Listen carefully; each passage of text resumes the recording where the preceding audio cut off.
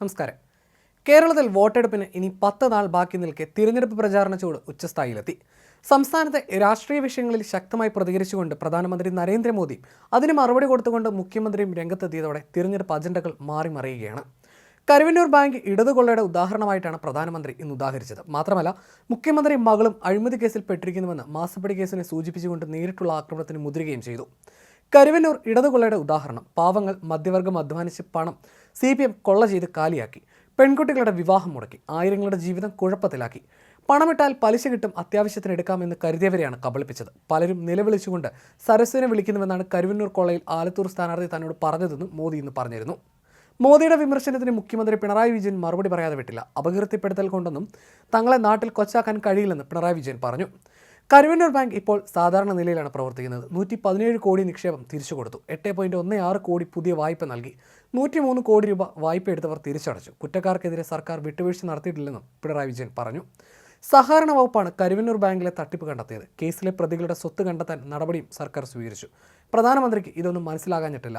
തെരഞ്ഞെടുപ്പിന്റെ ഭാഗമായിട്ടാണ് പ്രധാനമന്ത്രി പറയുന്നതെന്നും പിണറായി വിജയൻ തിരിച്ചടിച്ചു. അക്കൗണ്ട് മരവിപ്പിച്ചതുകൊണ്ടൊന്നും തിരഞ്ഞെടുപ്പിൽ പിന്നോട്ട് പോകില്ല. കയ്യിൽ പണമില്ലെങ്കിൽ ജനം പണം നൽകുമെന്ന് മുഖ്യമന്ത്രി ചാവക്കാട്ട് പറഞ്ഞു. മാസപ്പടി കേസ് മോദി എടുത്തിട്ടതോടെ അഴിമതിക്കെതിരായ പോരാട്ടമാണ് കേരളത്തിലും BJP നടത്തുന്നത് എന്ന പ്രചാരണത്തിന് ചൂടുപിടിപ്പിക്കാൻ കഴിഞ്ഞു. എക്സാലോജിക് കമ്പനി ഉടമയായ മുഖ്യമന്ത്രിയുടെ മകൾ വീണ വിജയനെ ED ഏപ്രിൽ 26 മുമ്പ് ചോദ്യം ചെയ്യലിൽ വിളിപ്പിച്ചാലും ഇനി അത്ഭുതപ്പെടാനില്ല. ED വീണയെ വിളിപ്പിച്ചാൽ എല്ലാ ശ്രദ്ധയും അതിലേക്കാവും എന്ന കാര്യത്തിലും സംശയമില്ല. നേരത്തെ കേരളത്തിലെ BJP ബൂത്ത് കാര്യകർത്താക്കളുമായുള്ള സംവാദത്തിലും മോദി ഈ വിഷയങ്ങൾ ഉന്നയിച്ചിരുന്നു. കരുവന്നൂർ സർവീസ് സഹകരണ ബാങ്ക് തട്ടിപ്പും സ്വർണ്ണക്കടത്തും പരാമർശിച്ചാണ് മോദി നേതാക്കൾക്കെതിരെ ആഞ്ഞടിച്ചത്. സ്വർണ്ണക്കടത്തിലെ കണ്ണികൾക്ക് ഒരു പ്രത്യേക ഓഫീസുമായി ബന്ധമുണ്ട്. കരുവന്നൂർ സർവീസ് സഹകരണ ബാങ്ക് തട്ടിപ്പിൽ ഉന്നത കമ്മ്യൂണിസ്റ്റ് നേതാക്കൾക്ക് പങ്കുണ്ടെന്നും മോദി പറഞ്ഞു.